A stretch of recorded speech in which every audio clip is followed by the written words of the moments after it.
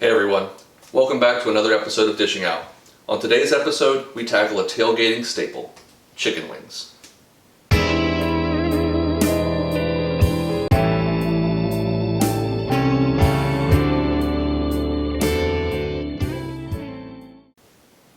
Chicken wings, or as they're often referred to, buffalo wings, are actually a relatively recent phenomenon in the culinary world. They originated in 1964 at the Anchor Bar in Buffalo, New York, where one of the owners prepared them as a late night snack for some of her family. The story goes that she served them with blue cheese and celery because that's all she had left. And from there they were a smash hit. Within 10 years, the city of Buffalo was having an annual wing day or wing festival. And within about another 10 years, wings had spread pretty much across America and were already being cooked and prepared with regional influences and flavors as well.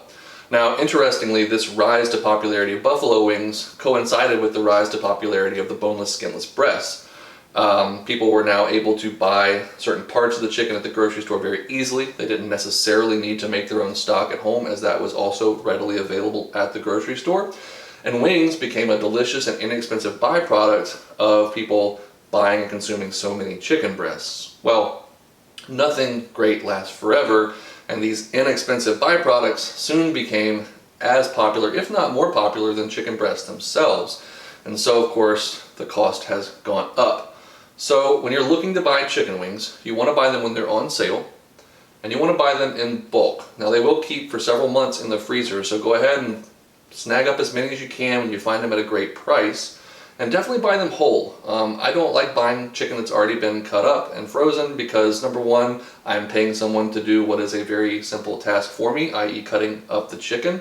And also, I don't always trust that those frozen chicken parts are going to be as fresh and have the same texture as ones that are not been in the freezer for God knows how long at a supermarket.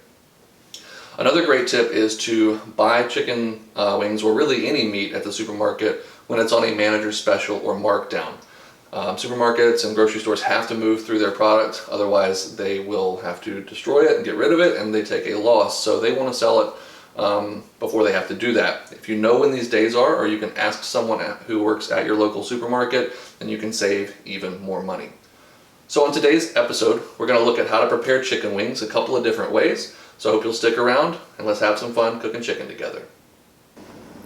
Alright guys, the first step to getting our wings ready for cooking is going to be to cut them up into the appropriate pieces. So we've got our wing tip or flapper, we've got the flat, and we've got the drumette. Now if you've got a lot of excess skin hanging off the drumette, you can take that off, but that one looks pretty good to me. So we'll start by kind of trying to feel for the joint where the wing tip attaches to the flat, and get our knife down in there and cut through. It should cut through pretty easily like that. Now you may catch a little bit of bone, but as long as you've got a decently sharp knife, you shouldn't encounter too much resistance. We're going to do the same thing over here. Again, just feeling for the joint where the two parts come together. We're going to slide our knife down in there, and we're just going to go straight down through. Pretty straightforward. I'm going to knock a few more out, and I'll meet you back here and we'll talk about seasoning and getting them ready to cook. Alright guys, we have our chicken cut up into pieces and we are ready to cook. Actually, not quite yet. Now you see, we could take these chicken wings and we could drop them into some peanut oil or vegetable oil that's heated to around 375 degrees, either in a pot or a deep fryer. Let them roll in there for about 13 to 15 minutes until a thermometer registers 165 degrees in the middle of the wing. Take them out and toss them in the aforementioned buffalo sauce, but that's the traditional way, and really, that's the easy way out. So, with all respect to 1964 and the Anchor Bar, let's try something a little different and see if we can get more flavor packed into these bad boys. So, the first step is we're going to actually dry brine our wings. Now, you may have heard of brining meats before, particularly poultry. You may have had a family member who brined a turkey before cooking it for Thanksgiving. Brining is really just putting meat into a salty solution that may contain other spices and flavors and allowing it to sit in that liquid for a few hours up to a day or two so that it can absorb that salt and be more thoroughly seasoned.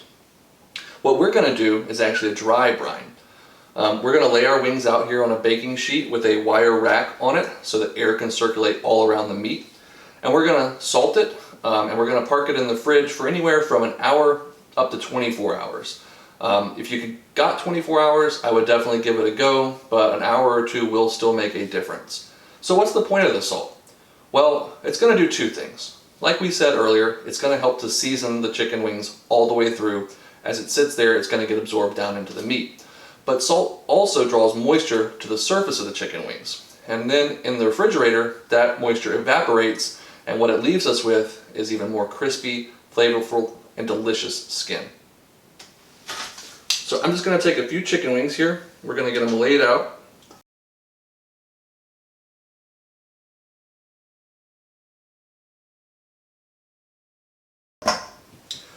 Alright, our chicken's all laid out. We're just going to take some coarse or kosher salt and we're going to sprinkle it over the surface of the chicken. You can be fairly liberal with it, but don't go too crazy because our sauce and spice rub that we're going to add to it later is also going to have some seasoning in it. And we want to enjoy the flavor of the chicken, but not just taste the salt. So once I've got that on there, I'm going to take these and put them in the fridge, and I'll meet you guys back here when they're ready to cook. Alright everybody, our chicken has been dry brining for several hours in the fridge and we are ready to contemplate cooking methods. Now, when you look at the anatomy of a chicken wing, you've got the bone, the flesh, and the skin. But between the skin and the flesh, there's actually a decent amount of subcutaneous fat. And if we don't render that fat, the texture of this chicken wing once it's cooked is going to be really disappointing. So there's a few ways to render this fat. We already talked about deep fat frying. But we can also cook them low and slow at, say, 250 to 275, and that fat will render out as the chicken wings themselves cook. Now, I don't know about you, but when I hear low and slow, I think barbecue.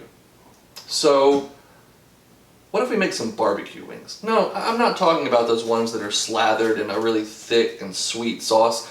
There's nothing wrong with that, but let's talk about real barbecue. The kind where you add flavor with smoke and charcoal or wood. I think we can do that. I'm going to show you how. We're going to start by using a grill rub. Now this rub is salt-free, meaning there's no additional salt in there. You can absolutely use any rub of your choice, or even like a Cajun seasoning lightly dusted on there. Just be careful if that rub does have salt in it. Because we have already salted the wings, so you just want to keep that in mind. You don't want to overdo it. I'm going to go ahead and get these bad boys coated with this rub, flip them over and do the other side, and then we'll talk about the barbecue itself. Alright guys, so when I think barbecue, I think grill. I'm going to be cooking my wings today on a Kamado Joe Classic, burning natural lump charcoal with a little bit of cherry wood and apple wood for added flavor. But if you don't have one of these, do not be disheartened. Pretty much any grill will work. You're going to want to run it at about 250 to 275 degrees. Charcoal would be just fine. If you have a smoker, that'll work fantastic. But even if all you have is propane, you're going to want to set your grill up for indirect heat. So you're going to put one burner on one side on medium-high and leave the other burner or burners completely off. Again, just close the lid, let it get up to that 250 to 275 degree temperature. And if you want to add a little bit of smoky flavor, even though you're on propane, all you need is to buy a few wood chips. You can get them in most grocery stores. You can definitely get them at a hardware store or online. You want to soak them for about half an hour so they don't flame up too bad. And then just throw them in a little bit of a foil pack. Throw them in some foil, wrap it up, and put a few slits in it so the smoke can escape. Throw that onto the direct heat side of the grill whenever you put your wings on, and you're good to go. Alright guys, I've got our wings on the Kamado Joe. She's holding steady right around 250. We've got a nice smoke coming out the top. Just so you can see what they look like right now, they just went on. And we're going to check on them after about an hour and a half. They don't need to be turned or messed with whatsoever. We're just going to let them go low and slow and pick up some of that great smoke flavor. Alright everyone, our wings are smoking out on the grill. All we can do now is wait. And I think while we wait, it's time to discuss the most painful and perhaps pivotal question of this video. Are you a ranch person or a blue cheese person? I myself am a recovering ranch person. I have many friends who carelessly dip their wings into ranch, but I am now a blue cheese person, and I hope you'll at least give it a shot if you haven't in the past, or if you have and didn't like it. So let's make up some homemade blue cheese dressing to go along with these wings. Our ingredients for our blue cheese dressing are as follows: 2/3 of a cup mayonnaise, 1/3 of a cup crumbled blue cheese, 1/3 of a cup half and half. You could use milk, preferably whole milk in a pinch, but don't go heavy cream. Salt and pepper to taste, a couple of heaping tablespoons of sour cream, and 1 tablespoon of lemon juice. Now, we're just going to mix all this together.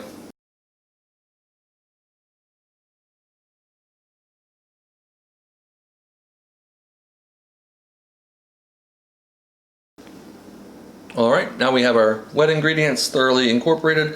We're just going to add the blue cheese. And I'm going to go back to the spatula to just stir that in.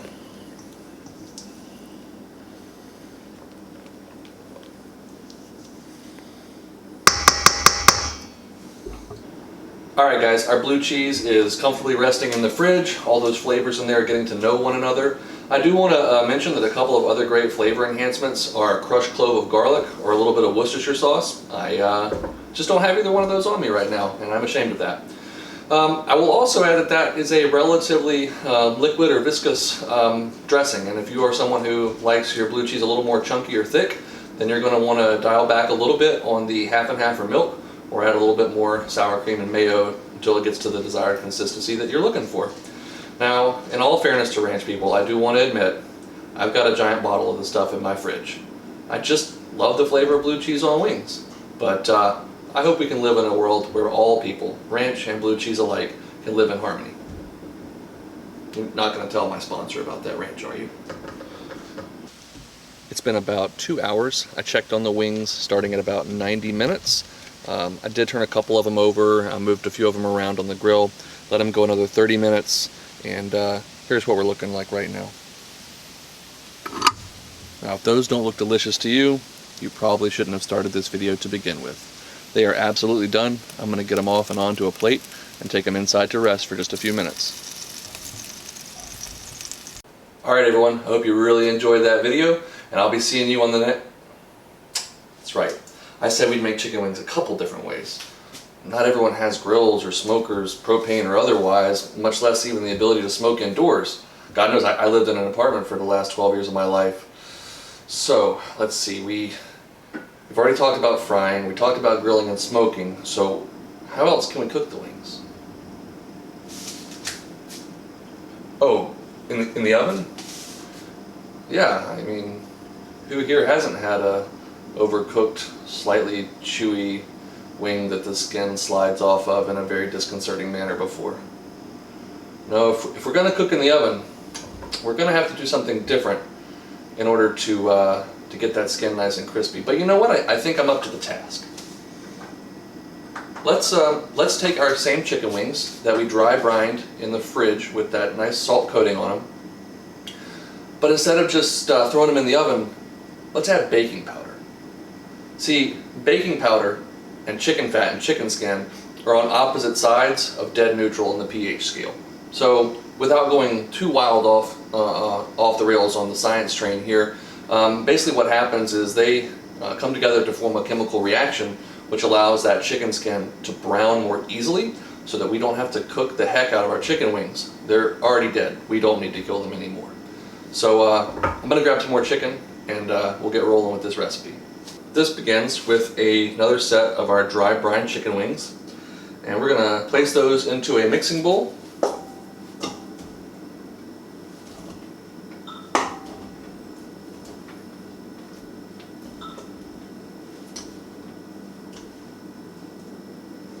And we're going to add a teaspoon of garlic powder,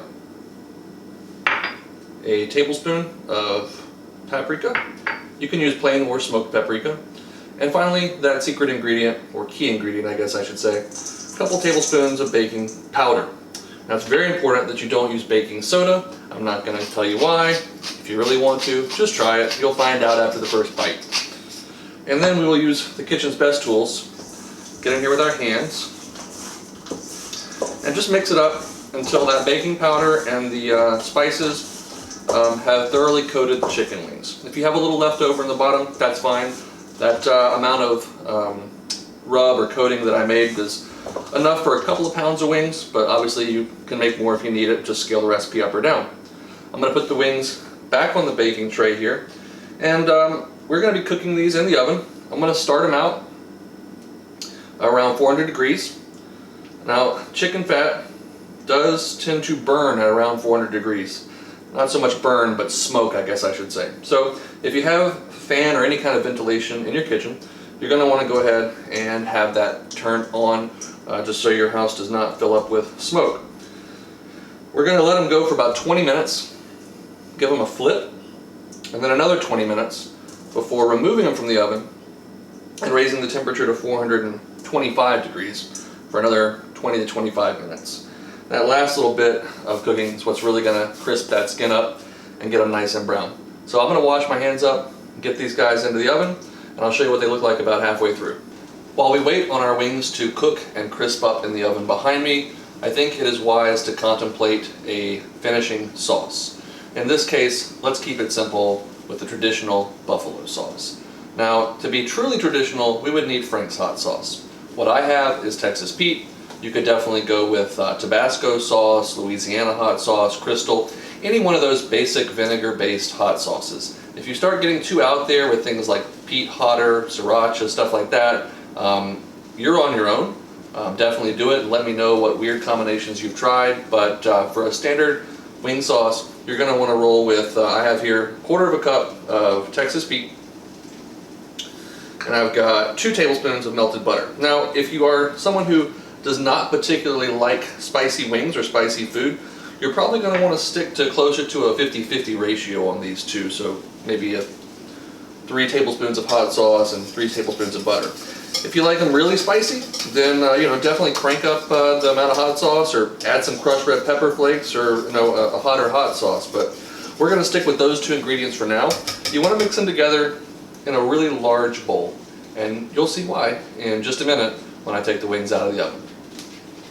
Alright, we are about 40 minutes in on our baked wings. I just took them out of the oven and turned the oven temperature up to 425. Now you can see they're already getting a pretty nice color on them, but there's just a tiny little bit of crispiness on the skin. For the most part, it's still a little bit soggy, for lack of a less disgusting word. If we were to temp our chicken here right in the middle of the thickest part, you can see we're hitting in the mid to upper 150s. This stuff is just about done, and in fact, if I covered them up with foil right now, they'd probably go ahead and cook through all the way, but we need a little bit more time to really achieve what we're going for with that crust. So I'm going to pop them back in here at 425. I'm going to start checking on them after about 15 minutes, but they could take as much as 20 to 25. At this point, like I said, we know the meat's mostly cooked. It's really just all about the color and texture at this point. Our oven-baked crispy wings went down for an additional 20 minutes at 425, and look at the difference 20 minutes makes. Not only the color, but listen. That's crispy skin, my friends. And in just a minute, it's going to get coated in our delicious buffalo sauce, and we're going to plate it up. So I've taken our wings from the oven, and I've put them in the bowl with our sauce that we made previously. Now, if you'll remember, I suggested that you make that sauce in a really large bowl. Here's why. It's much easier to toss the wings, to combine them in the sauce, than it is to dip them or try and dredge them or apply it any other way. So just toss them around until you've coated them all equally. Do I recommend doing this in any kind of clothing you'd ever like to wear out in public? No, but I'm just trying to show off.